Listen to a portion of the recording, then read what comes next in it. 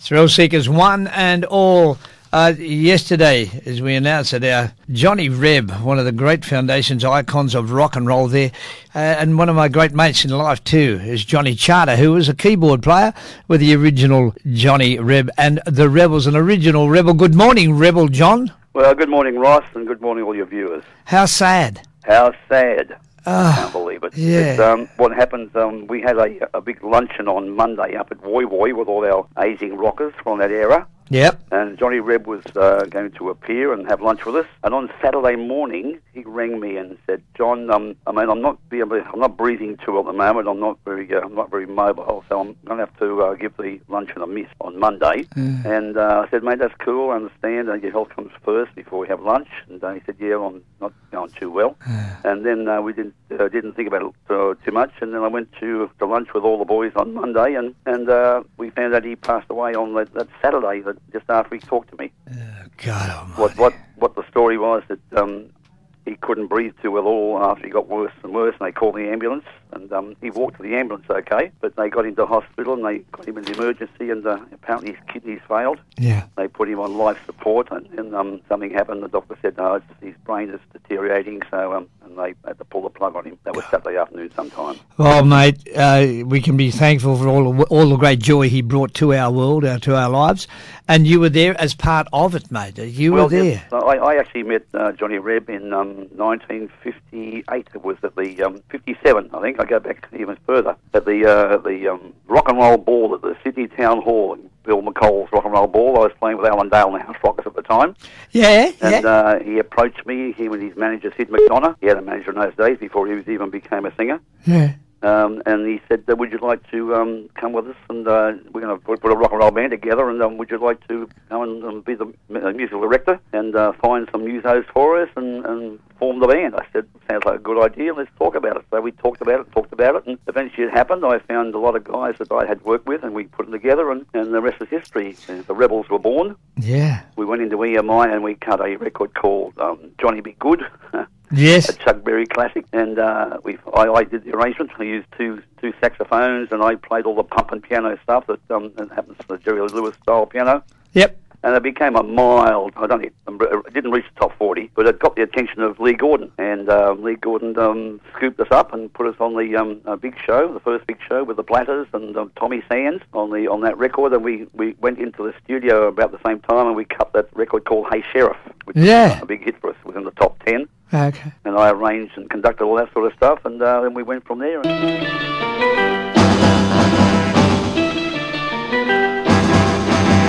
Hey,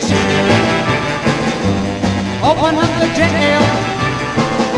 We got a phone posse and to get on the trail. Hey, you gotta be a pal. Some dirty horse done stole my house, stole my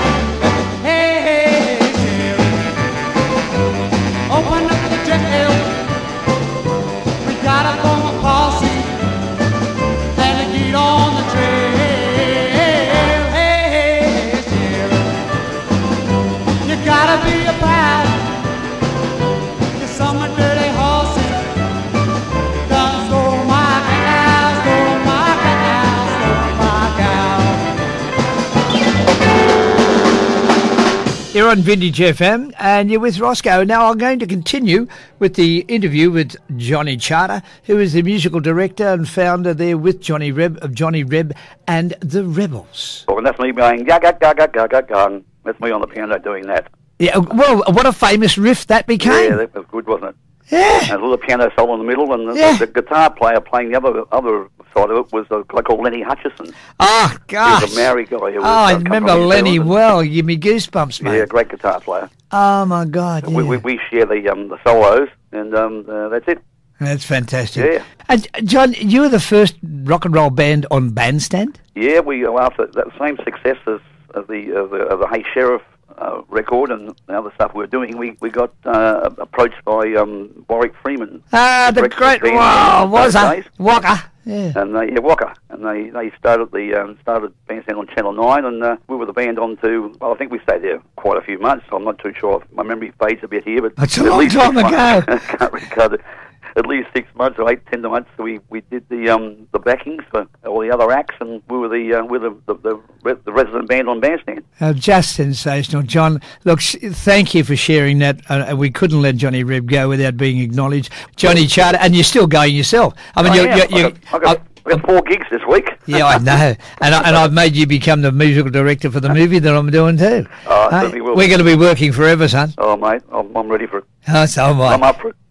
Johnny Charter, love you, mate, and thank you.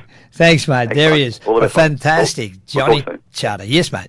We'll talk real soon. The fantastic Johnny Charter, a tribute there to our Johnny Rebb and the Rebels.